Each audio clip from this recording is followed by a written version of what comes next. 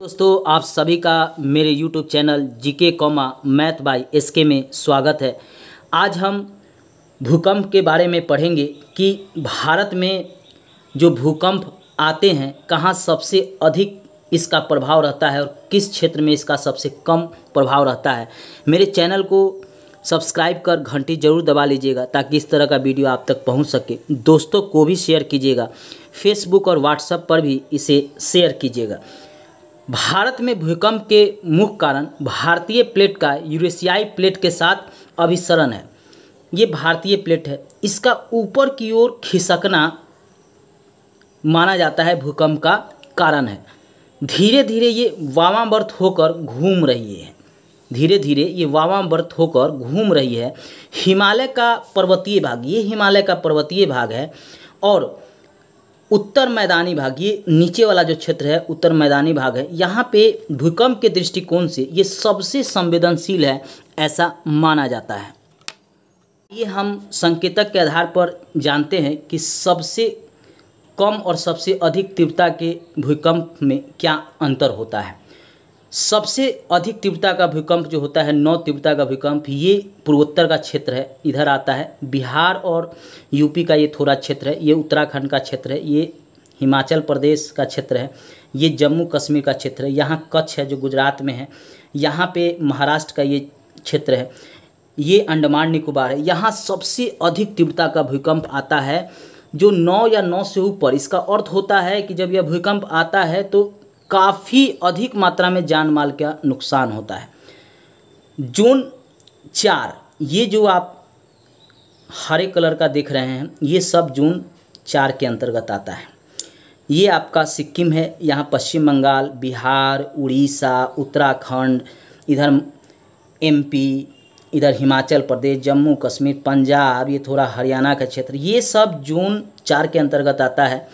यह भी अत्यंत संवेदनशील है। 8 से ऊपर तीव्रता का यहाँ पर भूकंप आता है। ये गुजरात का क्षेत्र है। जोन 3, ये जो रेड वाला आप देख रहे हैं ये जोन 3 के अंतर्गत यहाँ पे भूकंप आता है। यहाँ पे 7 से ऊपर तीव्रता का भूकंप आता है। यह भी अत्यंत संवेदनशील है।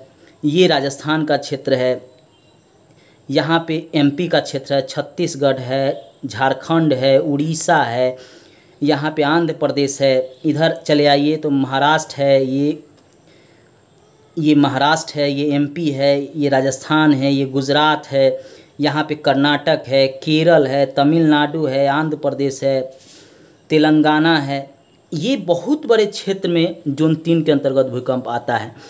जोन 2, ये जो ब्लू कलर का आप देख रहे हैं ये जोन 2 के अंतर्गत है। इसका भी क्षेत्र बड़ा है। ये राजस्थान है, मध्य प्रदेश है, उड़ीसा है, आंध्र प्रदेश है, तेलंगाना है, कर्नाटक है, तमिलनाडु है। ये सब जोन 2 के अंतर्गत यहाँ पे भूकंप आता है।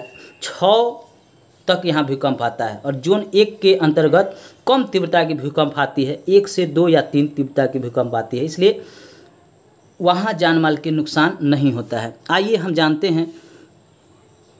भारत का मानक ब्यूरो ने देश को अब 4 भूकंपीय क्षेत्रों में बांटा है।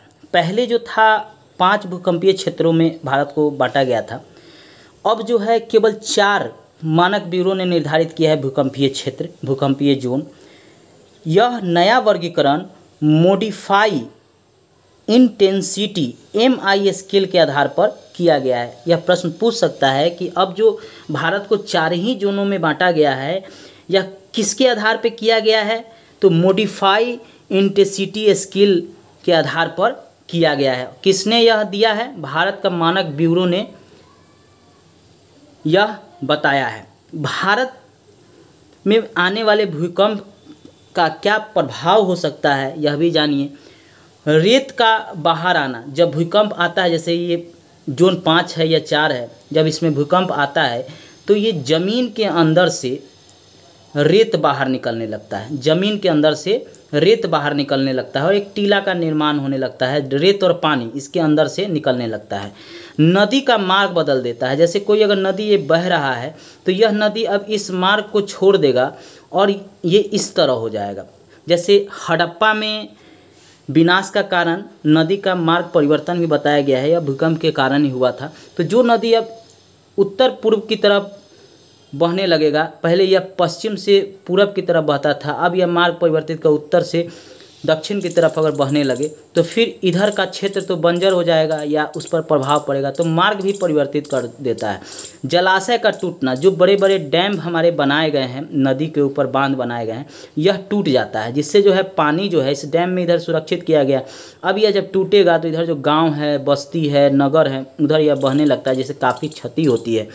चट्टानों का खिसकना, आप देखेंगे कि हिमालय पर जो चट्टान है, हिमालय पे जो आप देखेंगे कि जो चट्टान है, हिमालय पे जो चट्टान है वो क्या होता है, खिसकने लगता है, यहाँ से खिसकने लगता है। ये आप कुछ साल पहले नेपाल में चट्टान जो है खिसकने के कारण इस भूकंप आया था और वहाँ के जो चट्टानें खिसका, जिसके कारण हजारों क्या लाखों की संख्या में मनुष्य, पशु, पक्षी सभी मारे गए थे। यह भी भूकंप का प्रभाव है चट्टानों के ऊपर। रेल पटरी, पुल, सड़क में दरार आ जाता है। आप देखेंगे जो सड़क है वह बीच से टूट जाता है, रेल जो पटरी बिछाया गया हुआ है वो उखड़ जाता है। यह सब भी देखने को मिलता है भूकंप के कारण। भूकंपीय तरंग की तीव्रता को किससे मापा जाता है? सिस्मोग्राफी, जिसे भूकंप लेखी भी कहते हैं, इसी से नापा जाता है। अगला प्रश्न है, राशि Feral scale, Mercalli scale, Richter scale से क्या मापा जाता है? भूकंप को मापा जाता है। प्रश्न है, भूगर्भ शास्त्र की एक शाखा के तहत भूकंपों का अध्ययन किया जाता है, उसे क्या कहते हैं? उसको सिस्मोलॉजी कहते हैं। अगला प्रश्न है, भारतीय मानक ब्यूरो ने देश के कितने भूकंपीय जोन में बांटा है? 4 जोन में बांटा गया है, 2, 3, 4 और 5 में इसे बांटा है। अगला प्रश्न है, नया भूकंपीय जोन का वर्गीकरण किस पे आधारित है? उत्तर है मॉडिफाइड इंटेंसिटी MI स्केल पर आधारित है। दोस्तों, अगर मेरा वीडियो थोड़ा भी हेल्पफुल लगे तो मेरे चैनल को सब्सक्राइब कर घंटी जरूर दबा लीजिएगा। दोस्तों को भी शेयर कीजिएगा, फेसबुक और व्हाट्सएप पर भी शेयर कीजिएगा। धन्यवाद दोस्तों।